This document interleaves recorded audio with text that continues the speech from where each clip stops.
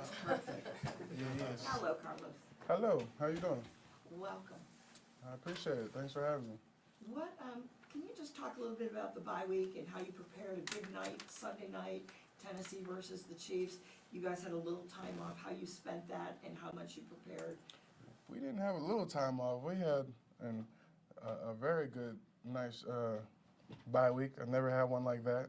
That was phenomenal. Got the opportunity to get a lot of things done, to relax. Got a good workout in, rode my bike to Honey to go check on my restaurant. Got with some friends, walked to eat, little things like that.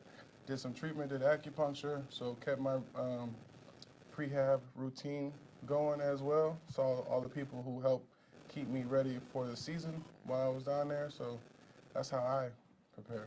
So most coaches aren't like that, though? I'm sorry, Steve. Uh, Most coaches don't give you like a week like that? Traditionally, it's been like Wednesday to Sunday. Yeah, so, ours was phenomenal, and we really needed it too because we've been working hard. Training camp was the hardest training camp that I've ever seen and been a part of, so I guess that was his way of like, you guys have been grinding it out.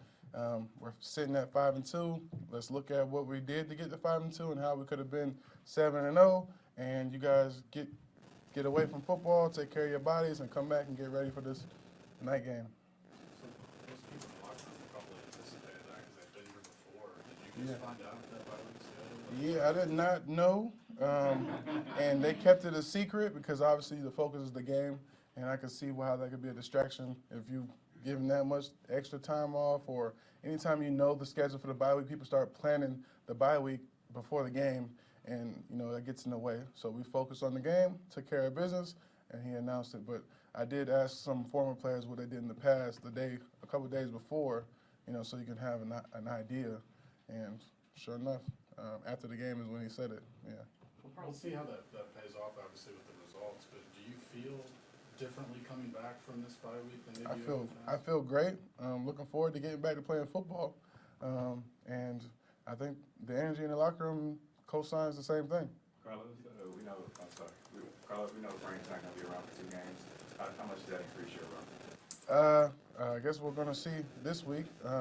Obviously, Frank's been our starter, but we have, Coach Cullen. He preaches, everybody who's up is a starter. Right. And, I've called it 1A, 1B. And, the next man up mentality, step in, no drop off. You still got a job to do as well. And hold it down till Frank comes back because you've seen what he did in his last game. Yeah. And he's going to come in hot and ready and fresh to do even more of that. So we're going to take care of our business and hold it down for him. Carlos, you're 2 sacks away from 100. You've talked about that before, the chance to do it. Potentially a Sunday night football, man. What's that mean to you? That's phenomenal. I've had a couple games now with the chances to do it, and we want to get that done, obviously, so we can get over that hump. But that's not my sole goal, but that's just a milestone and something that I told my dad I was going to do. So it's important to me to get that done. But obviously I need like 108, 110 to be, in that, legendary type conversations where top 50 ever and stuff like that. So those are real goals. But, I promised my dad that I was going to do 100, and obviously losing him this year, getting that 100 early in this season is important to me. Because you kind of following up on what Steve said, you feel, you're not an old man, because I stand here looking at you, right? But Yeah, we look a little different. Yeah, we look a lot of ways. All right, thanks for noticing. But no, football terms, they're using the same words.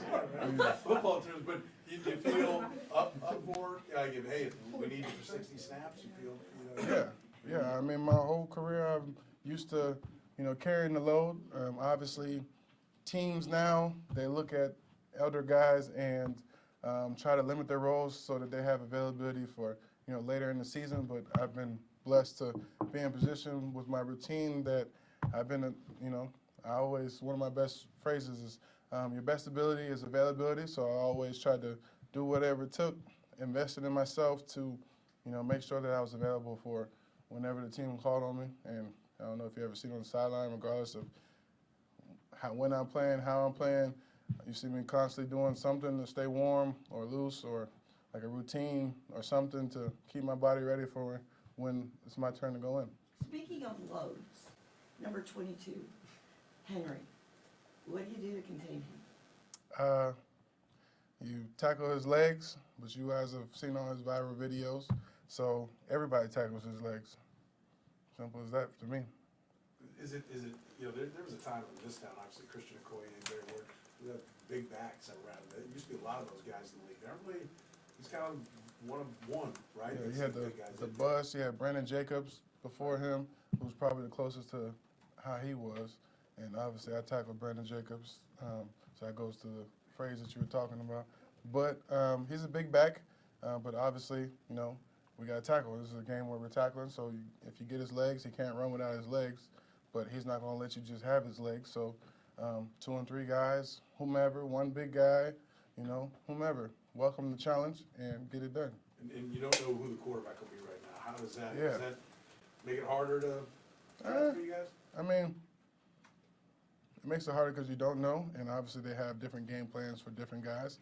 But you kind of have a good idea of what both they like to feature with whomever they get, and once you know who it is, you go from there. Couple more. Back to Henry, obviously, big dude you talked about. Do you have to kind of psych yourself up a little bit more with his power and his presence and the way he runs downhill? I mean, not for him personally, but I welcome the chance and opportunity of anybody coming in here trying to disrupt us getting to, 6-2. So that's the challenge that I welcome. I don't really I understand that they're going to try to do it through him. So obviously you acknowledge who he is and what his strengths and weaknesses are, and you put yourself in position to get to 6-2. That's what I put my mindset on. Carlos, you mentioned how difficult training camp is here. It's really about conditioning, right? And when you're facing a guy like Derrick Henry who gets better as the game goes on, how important is that conditioning? Very good point. You just answered your own question. Yeah, when you have a training camp like that, you're built to still be strong and to peak later in the season versus peaking early. That's a lot of challenges that I had to navigate earlier in my career. Obviously, you go so hard in the off season, especially after your first 2 years in the league.